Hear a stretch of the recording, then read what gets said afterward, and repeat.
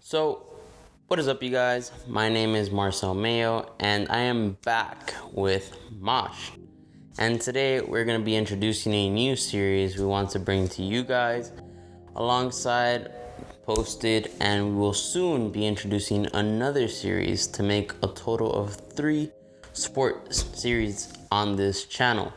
So I actually wanted to go ahead and take some time to apologize for not following through on what I said I would do while I was out in Atlanta.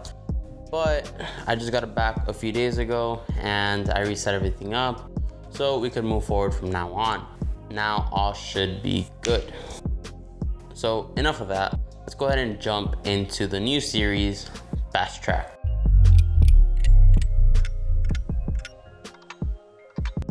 Okay, so basically, in this series, we're gonna go over players' careers and things that they've had to deal with through their time since joining the league.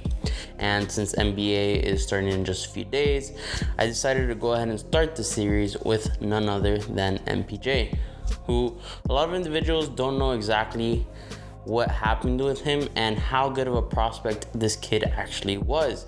And he's actually gonna finally make his debut with the Nuggets this upcoming season. So without further ado, let's go ahead and get into it.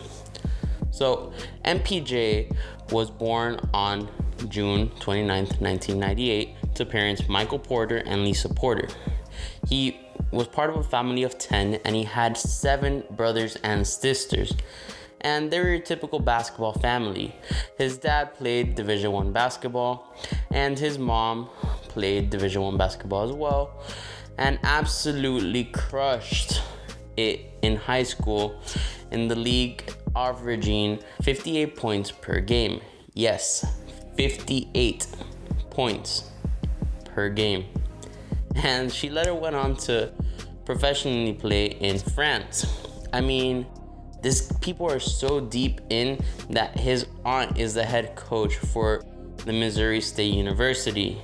Obviously, this plays a major role in his accredited IQ for basketball. And I mean, the guy started practicing when he was just 3 years of age, putting in hours of work, staying out late, taking shots. And he was striving for greatness. And this gave him a competitive edge amongst other players. But let's fast forward to his high school days, which is where he really started to make a name for himself. Porter attended Father Tetlon Religious Catholic High School, and in his hometown of Columbia, Missouri.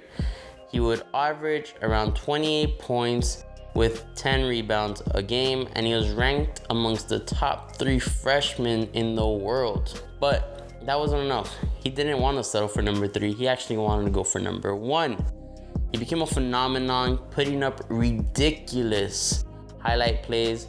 And now this all happened before he had to transfer to Nathan Hale High School in Seattle, which he transferred there due to the fact that his dad got hired as an assistant coach for the University of Washington alongside former NBA star Brandon Roy.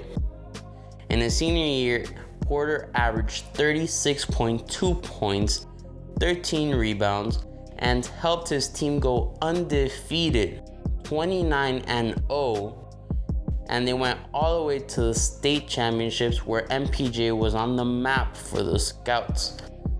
This put him at the top of the list for all prospects, and he went to play on in the McDonald's All-American game, put up an outstanding 17 points in 21 minutes with 8 rees, and he went on to win the MVP of that time. Now, mind you, there was 7 out of the 10 first round picks in that team, and he won MVP, 7 out of 10. But that wasn't it.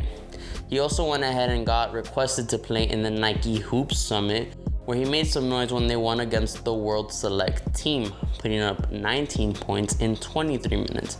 And again, he went to win MVP.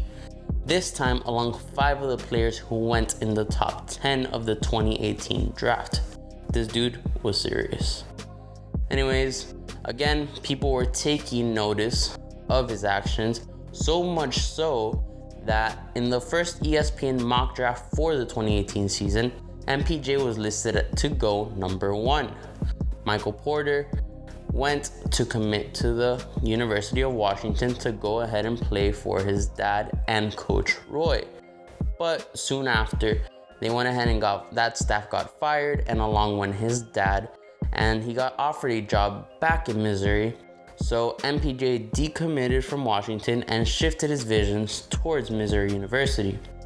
He started to practice with the team, as you can imagine, and the school was going absolutely bonkers for having this talent up on the board. 1 week prior to the season starting, he approached his dad and he told him that he had a weird sensation where his legs felt completely dead. And that was the first concern with MPJ's health the school had heard of, other than just some minor typical athlete back injuries here and there. So on the season opener against Iowa, Michael Porter Jr. suffered a tragic injury, and this basically ruled him out for the rest of the season. Michael Porter Jr. had suffered a disc herniation, and in a brief, what happened is that one of the discs that helps cushion your spine bursted in his back. This is commonly put up with an analogy of like a jelly donut, where the outside is tougher and then the inside is like a jelly substance. So on impact, it bursted and the jelly kind of flew out through his back. And this can be linked to strains of heavy load on his body, like his practice every day. Now, what happens is that it developed and started influencing nerves around his spine, which is the main root for the whole body, and this can be the reason why his legs felt dead a week prior. He underwent surgery and was cleared to play on February 22nd, 2018. He took part in a couple of games in the postseason and came off the bench and played minimal minutes. This was all, of course, to go ahead and supplement his recovery. On March 27th, he announced his intent to forego the last 3 years of college and declare for the 2018 NBA draft. And before draft night on June 19th, 2018, Porter had to undergo a second surgery for some discs that could have potential strains and cause problems in the near future. So the recovery typically lasts around a year, and this is kind of the reason why we didn't see him in the 2018 to 2019 season.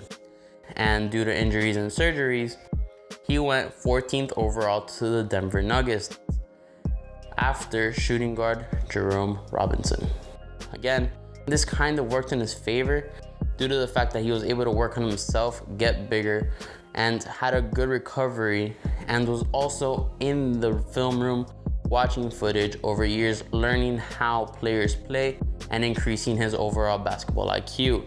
And at the whole time, he wasn't stressing his body. Denver took a risk to take him up, but the risk to reward ratio was really incredible if it does end up paying off. So fast forward to now, in preseason, we've actually seen a little bit of glimpses of MPJ, and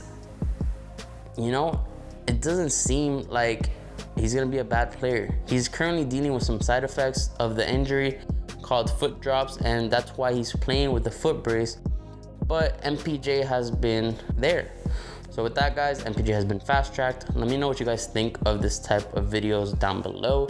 If you guys do like them, please be sure to let us know so we could continue making this type of content.